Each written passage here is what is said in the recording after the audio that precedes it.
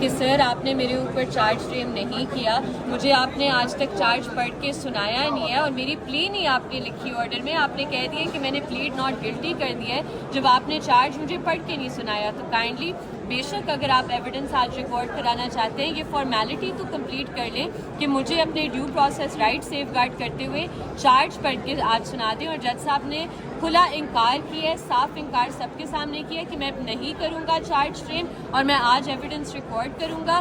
اب وہ evidence record کرنا انہوں نے شروع کر دیا ہے میری غیر موجودگی میں, میرے کاؤنسل کی غیر موجودگی میں, اور میری انسٹرکشنز ہیں ابھی میرے کاؤنسل کے لیے کہ وہ اس عدالت میں جہاں مجھ پر چارج فریم نہیں ہوا گا تو یہ پروسیڈنگز کا حصہ بھی نہ بنے.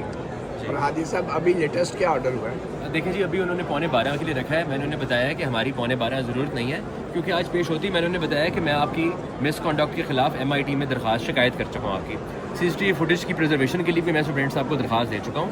اب لیٹ دا MIT ڈیسائیڈ. اگر میں آپ پہ عدم اعتماد کا اظہار کر رہا ہوں کیونکہ آپ نے اپنا بائس شو کیا کلیئرلی, آپ اس دن غصے میں آئے, آپ نے اپنا ٹیمپر لوز کیا اور ایکیوزڈ کے سامنے اس کے وارنٹ ایشو کر کے اسے عدالت سے ہتھکڑیوں میں اریسٹ کروایا. مجھے ایز اے پنشمنٹ وہ وارنٹس کو استعمال کیا جو کہ صرف اٹینڈنس کے لیے استعمال ہو سکتے تھے. اس کے بعد آپ کے اوپر اگر میں نے بائس کا الزام لگا دیا تو آپ کوئی پروسیڈنگ چلائیں گے. کل کو اگر MIT جو ہے ان کیسز کو ٹرانسفر کر دے گی اس کیس کو, جس طرح پچھلی بار بلاسفمی کیس میں جب ہم نے ہماری کلائنٹ نے ایک MIT کی درخواست دی تھی تو ان سے سارے بلاسفمی کیسز لے کے دوسری کورٹس کو دے دیے گئے. انہی جج سے جی بالکل. ان کی ایک وہ جعلی جرا تھی اس فائل کے اندر جس کے اوپر جس وکیل کا نام, وکیل صاحبہ کا نام لکھا تھا نبیلہ ارشاد کا, انہوں نے ایفیڈیوٹ جمع کرایا کہ میں اس کیس میں ڈیفینس کاؤنسل نہیں ہوں, نہ میں نے جرا کی ہے, اور وہ لڑکا ان ریپرزینٹیڈ تھا. اب اس کی اسلام آباد ہائی کورٹ نے بیل ہے اور اس کو سزائے موت دینے لگے تھے. کیپٹل پنشمنٹ کا کیس تھا, اس کے اوپر مس کنڈکٹ کی شکایت ہوئی تھی اور MIT کے فیصلے کے مطابق سارے بلاسفمی کیسز سے لے کے جو ہے حاکم خان بکر صاحب اور نصر اللہ صاحب کو دے دیے گئے.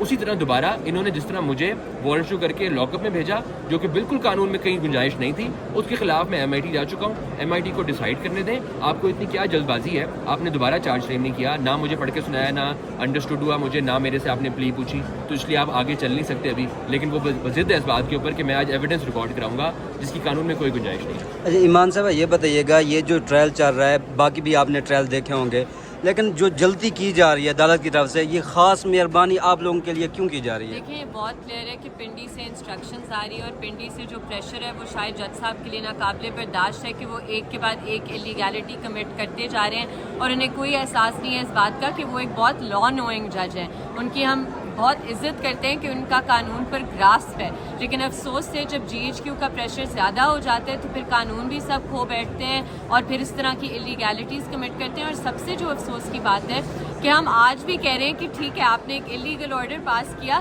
کائنڈلی ہمیں آج چارج پڑھ کے سنا دیں, پھر آپ بے شک پروسیڈ کریں. وہ کہتے ہیں نہیں میں نہیں پڑھ کے سناؤں گا اور میں پروسیکیوشن ایویڈنس ریکارڈ کروں گا. یہ کون سا قانون ہے جس کے مطابق جج صاحب چل رہے ہیں؟ ایک تاثر ہی دے دیں کہ آپ قانون کے مطابق عدالت چلانا چاہتے ہیں. آپ ایک واضح تاثر دینا چاہتے ہیں کہ کوئی قانون نہیں ہے, کوئی CRPC فالو نہیں ہوگا, بس مجھے ایک ڈائریکشن ہے تو میں یہ کروں گا. اور جس کے بعد ہم نے آپ کے اوپر عدم اعتماد کر دیا, پھر تو آپ کا بالکل نہیں بنتا. پروپرائٹری ڈیمانڈ کرتی ہے کہ آپ اس کو آگے بالکل نہ چلائیں. 1 2 3 4 دنوں میں MIT فیصلہ کر دے گی, وہ کوئی بھی فیصلہ کر سکتی ہے. جو فیصلہ وہ کرے گی اس کے مطابق پھر اس کے بعد چلایا جائے. Thank you.